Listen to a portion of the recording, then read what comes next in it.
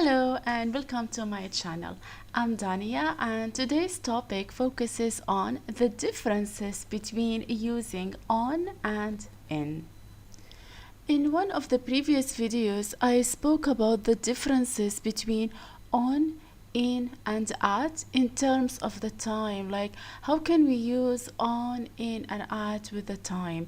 But in today's English grammar podcast, the focus will be on the differences between on and in, like how can we use on and in with transportation, and also how can we use on and in to speak about dates.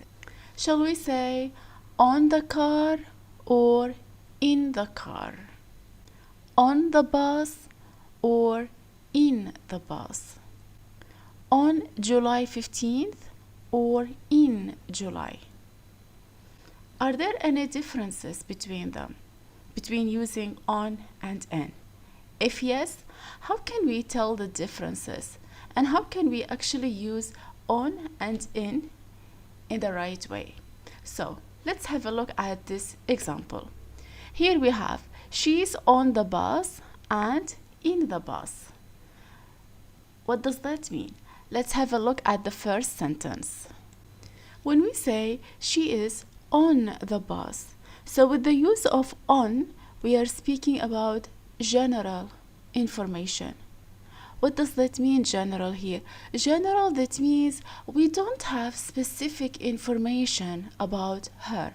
We only know that she is on the bus. But is she sitting? Is she standing? What is she doing? We have no idea. We only know that she's on the bus.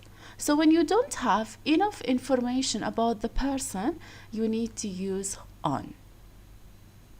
That's why it says general means she's either sitting or standing, but we don't have much information about her. Alright, so in this case we use on. But when we have enough information about the person, what do we need to do? We need to use in. She's in the bus. So when we say in, that means we have enough information. We are speaking about specific location. How is that? When someone says she's in the bus, so in this case we will be looking for more information. Like, example, I saw her in the bus on my way to work. So what does that mean? I am giving more information. It's kinda like when you were on your way to work, you saw her in the bus. So in this case, you are providing the listeners with more information about her. Or we can say, she fell asleep in the bus and missed her stop. So in this sentence, we are providing more information about her, that she fell asleep in the bus. That means she was sitting in the bus and fell asleep. And because of that, she missed her bus stop. Alright, so this is how you can use on and in. Let's have a look at this summary. When we use in, like in the bus, that means we are providing more specific information about the location of the person. So when we say she is in the bus reading a book, or maybe she is sitting in the back side of the bus. So in this case, we are providing specific information about the location of the person. Like, where is she? She is in the back side of the bus, or maybe in the front side of the bus, things like that. But when we talk about on, like on the bus, we are just providing general information. General information, that means we don't exactly know if she is sitting or standing. We only know that she took the bus, but where is she? Is she standing? Is she sitting? We don't know. So in this case, we can use on the bus. Alright, so this is how you can differentiate between in and on.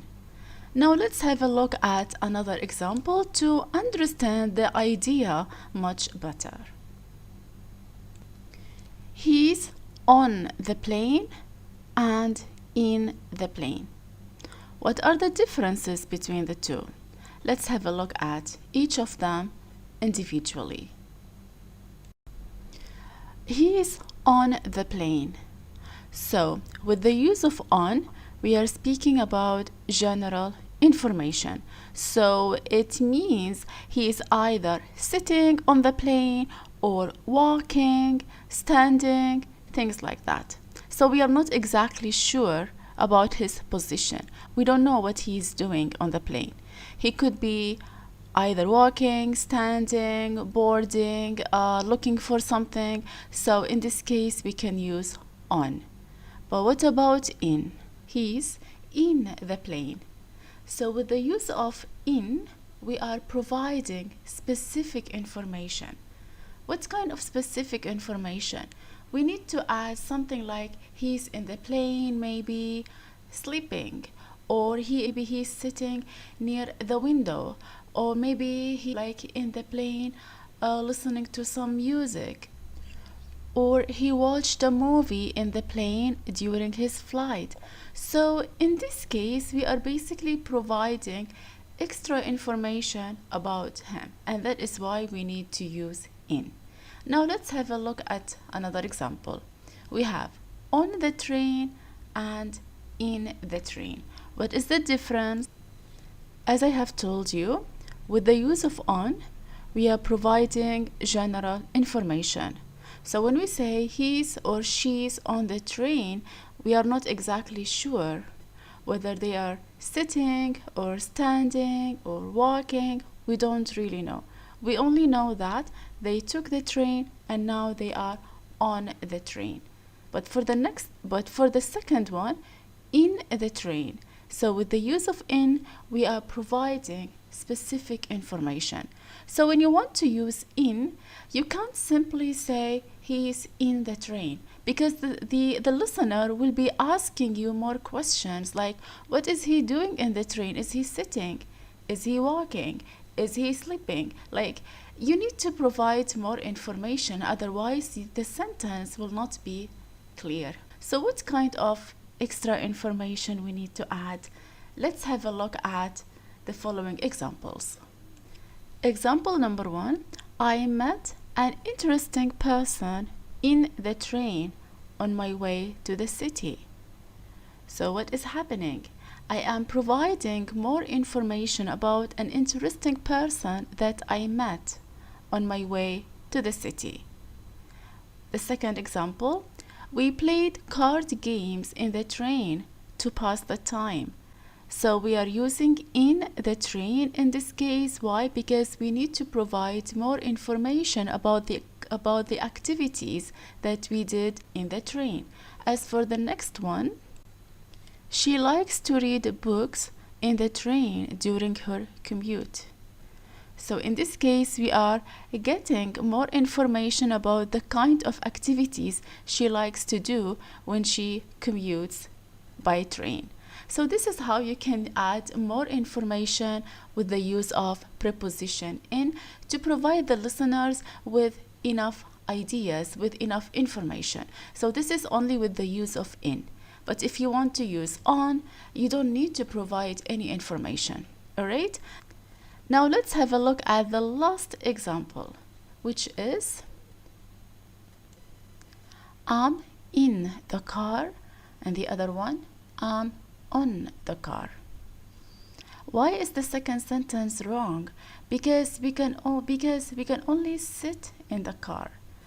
We can't say I am on the car. On the car, that means I am standing or walking on the car. But is it possible to stand or walk on the car? No, that is not possible. We can only sit in the car. That is why we need to use in. Unlike the other types of transportations like airplane, train, and bus, it is possible to say we are on the bus or in the bus, on the airplane or in the airplane, on the train or in the train. Why? Because We can stand, we can sit, we can walk, we can do a lot of things. But when it comes to the car, we can only sit in the car, and that is why we need to use the preposition in. Alright? So this is how you can tell the differences between in and on. I really hope this part of today's video is clear. If not, just let me know in the comments. If you have any questions or if you need more explanations, I will definitely do that on the upcoming lessons. Alright, but for now, what we need to do, we need to look at the second part of today's video, which is using on and in to talk about dates. How is that possible? Let's have a look. Let's have a look at on. We need to use on when we speak about specific days. So as it says in here, use on when referring to specific days. What does that mean? Let's have a look at the examples. I have a meeting on a Monday. On Monday. So Monday here is a specific day. We are not speaking about other days of the week. We are only talking about Monday, and so we need to use on Tuesday, on Wednesday, things like that. Sentence number 2. The concert is on December 15th. So because of that, we are speaking about specific timing. We are talking about the day. So that is why we need to use on. Alright, now let's have a look at in. Like, when can we use in? You need to use in when referring to more general time, such as the month or years. So in, it has to be used with general timing. Let's have a look at the following examples. Number 1, I will be traveling in May. In May. Which day in May? No idea. Maybe the first day of May, maybe the second day, the third day. We have no idea. We only know that the traveling will take place in May. So that means we are speaking about a general month. Now let's have a look at the next example, which is she is planning to visit Europe in 2023. Okay, maybe like it should be maybe 2024. I'm so sorry for writing a wrong date. I really don't know why I still feel that we are in 2023. Like, my brain can't understand the idea that we are in 2024. Like, please let me know if any of you thinks in this way. Like, if any of you thinks that we are still in 2023 and not in 2024, even though like it's already March. But really, like, my brain still can't understand the idea or the fact that we are basically in 2024. That is why when I wrote this example, I accidentally used 2023. But anyhow, so basically, like, okay, so back to the example. So she's planning to visit Europe in 2024. What does that mean? It means that she is basically speaking about a general idea. She has a plan to visit Europe in 2024, but do we know which part of the year she will be visiting Europe? No, we don't know. She might be visiting Europe in the beginning of the year, maybe in the middle, in the end. We have no idea. So in this case, it is general, and so we need to use in. Alright? So they have to be very careful with that. So this is how you can use in and on to speak about dates. You need to use in when you talk about general dates or general years, right? But when you need to use on when you talk about specific dates. Now what do we need to do is that we need to look at more examples to understand the idea quite better. Let's look at this one. We have a party on New Year's Eve. So what does that mean? Are we speaking about a general date or specific date? Well, basically, we are speaking about specific date, which is New Year's Eve, and so we need to use on. We usually go skiing in the winter. We are using in. Why? Because we have a winter. Winter here, is it specific or general? Well, it is general. Why? Because winter can be maybe in December, maybe in January, maybe in February, like things like that. So because the idea is very general, we need to use in. Let's look at the next example. They plan to retire in the next few years.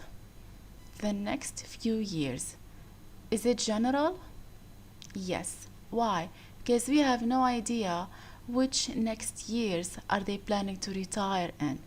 Are they going to retire in the upcoming year, in the upcoming 2 years? And we don't really know. It is very general, and so we need to use in.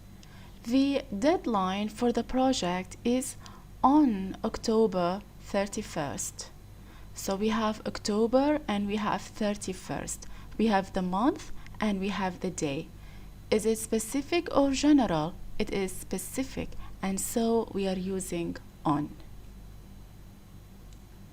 The conference is scheduled for sometime in September. In September. Do we know which part of September? Is it in the beginning of September? Is it like the first week, the second week, the middle, the end? No, we don't know. We only know that the conference will be conducted in September. And so because we are speaking about a general month, we don't have specific days, like we don't have specific information, so we need to use in. All right? So this is how you can differentiate between the use of on and in when it comes to speaking about the dates. So I really hope today's English grammar podcast is really easy for you to understand, and the differences between these two prepositions are easy to get. If you have any questions regarding what I have just explained, you are always welcome to let me know in the comments, so I will respond to your questions immediately, or I will even create another video to answer your questions. Also, if you have other topics that you want me to explain on the upcoming videos, feel free to let me know. So really, like if you have topics related to grammar, maybe related to writing, or maybe if you want me to speak about if you want me to provide you with maybe studying tips, things related to the exams, stuff like that, just let me know in the comments, and I'm very much willing to create videos to meet your preference. All right, so yeah, in this case, thank you so much for being here, for listening to everything that I have just explained. I will be looking forward to having you on the upcoming English learning podcast. So in this case, I wish you a wonderful time, and take care. Bye bye.